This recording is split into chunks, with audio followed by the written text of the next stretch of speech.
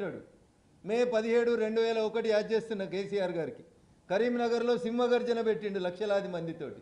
ఇలాగా కరీంనగర్లో graduates MLC, teachers MLC జరుగుతుంది. కరీంనగర్, నిజామాబాద్, ఆదిలాబాద్, మెదక్ ఈ 4 జిల్లాలకు సంబంధించి ఒక టీచర్స్ ఎమ్మెల్సీ, ఒక గ్రాడ్యుయేట్స్ ఎమ్మెల్సీ ఎన్నికలు ఎత్తా ఉన్నాయి. లోకల్ బాడీలలోనట కాంగ్రెస్ వాడు కనబడితే కొట్టి టీఆర్ఎస్ కోటెత్తారట జనం. ఇప్పుడు పెట్టు చదువుకున్న వాళ్ళు ఏమెత్తారో చూద్దాం. క్యాండిడేట్లను పెట్టుకోవడం చేతనైతే లేదు. No graduate MLC candidate since TRS. ఇప్పుడు ఈ ఎన్నికలలో ఇంకా డిక్లరేషన్ లేదు. టీచర్స్ ఎమ్మెల్సీ క్యాండిడేట్ లేడు. ఏడా నీ సొంత జిల్లా మెదక్లో అవుతున్నాయి ఎలక్షన్లు. మెదకు, నీ కొడుకున్న కరీంనగరు, నీ అల్లుడున్న సిద్దిపేట, ఆదిలాబాదు, నిజామాబాద్, ఉత్తర తెలంగాణ అంతా జై తెలంగాణ అంటదంటాడు. గాడ క్యాండిడేట్ని పెట్టుకోవడానికి దిక్కులేదు ఈయనకి.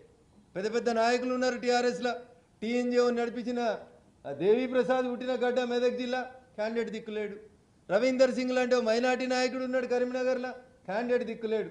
కానీ ఏమి దిక్కులేని వరంగల్, నల్గొండ, ఖమ్మంల పక్క పార్టీకి వెళ్ళి అద్దె పార్టీకి వెళ్ళి అభ్యర్థిని తెచ్చుకొని 60 కోట్లు పెడతారు ఒక ఆయన కోసం. వీళ్ళు అద్దె పార్టీకి వెళ్ళి అభ్యర్థిని తెచ్చుకొని 60 కోట్లు పెట్టి నియోజకవర్గానికి ఎమ్మెల్యేని పెట్టి చేతులు కలుసుకురాడ. ఇక్కడ సొంతూరులో క్యాండిడేట్ని పెట్టేందుకు దిక్కులేదు, దివానం లేదు. దీనికి టీచర్స్ క్యాండిడేట్ లేడు, గ్రాడ్యుయేట్స్ క్యాండిడేట్ లేడు, ఆడ జరుగుతున్న నల్గొండలు జరుగుతున్న ఇంకో టీచర్స్ క్యాండిడేట్ లేడు. కానీ ఇక నేను లేదు తాగా జనం కాంగ్రెస్ని దంతమంటూరు. మరి క్యాండిడేట్ని పెట్టు, గ్రాడ్యుయేట్ ఎమ్మెల్సీల క్యాండిడేట్ని పెట్టు.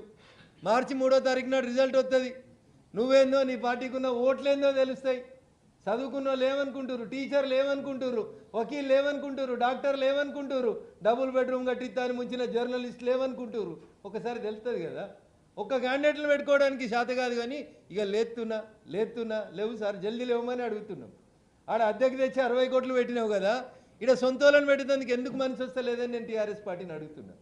నిజంగా మీకు చిత్తశుద్ధి ఉంటే, మీరు చెప్పినవన్నీ కరెక్టే అయితే, కాంగ్రెస్ పాలన మీద ప్రజల్లో విరక్తి ఉండి మీ మీద బాగా ప్రేమ ఉంటే రా గ్రౌండ్లో చూసుకుందాం. మీకుందా, మాకుందా?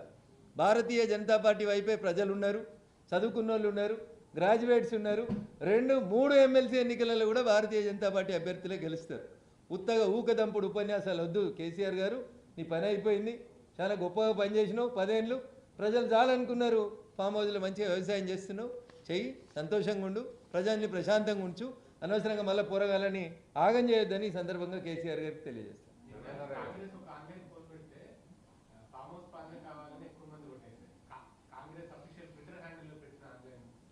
సో ఏం జరుగుతుందంటే, మీరు అందరూ అర్థం చేసుకోవాల్సింది ఏంటంటే, యువరాజు గారు ఓడిపోయిన తర్వాత జ్ఞానోదయం జరిగినప్పుడు ఒక మాట చెప్పిండు. మేము 30 మెడికల్ కాలేజీలు పెట్టి తప్పు పని చేసినాం, 30 యూట్యూబ్ ఛానల్ పెట్టుకుంటుండే మంచిగా ఉంటుండే అని అన్నాడు.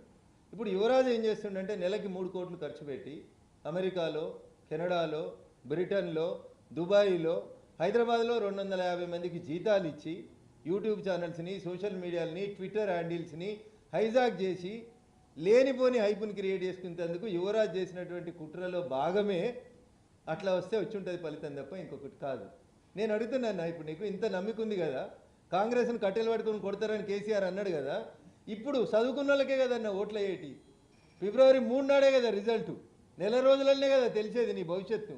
పెట్టు క్యాండిడేట్ని, గ్రాడ్యుయేట్స్ ఎమ్మెల్సీలో పెట్టు, టీచర్స్ ఎమ్మెల్సీలో పెట్టు, ఆడ ఖమ్మంలో జరుగుతుంది ఇంకో టీచర్స్ ఎమ్మెల్సీలో పెట్టు. ఎవరి బలమైందో తెలుస్తుంది. నేను చెప్తున్నా కదా ధైర్యంగా, ఢిల్లీ గడ్డకెళ్ళి చెప్తా ఉన్నా మేమే గెలుస్తున్నామని. అరే నువ్వు 3వ ప్లేస్కి పోతావు, మళ్ళీ కూడా గదే గతి అవుతుంది నీకు. వరంగల్లో అద్దెకి తెచ్చుకొని అభ్యర్థికి 60 కోట్లు ఇస్తే ఏ గతి వచ్చిందో, ఇవాళ కూడా గదే గతి వస్తుంది నీకు. అందుకని ఉత్తగా ప్రజల్ని రెచ్చగొట్టి ఏదో లోకల్ బాడీలోకి వెళ్తాం, లేని హైపుని క్రియేట్ చేసి సోషల్ మీడియాకి ఖర్చు పెట్టి వృధా ప్రయత్నాలు చేసుకోవద్దు. అక్రమంగా సంపాదించిన అడ్డగోలు డబ్బులకి ఏదో ఒక రోజు యువరాజు లెక్క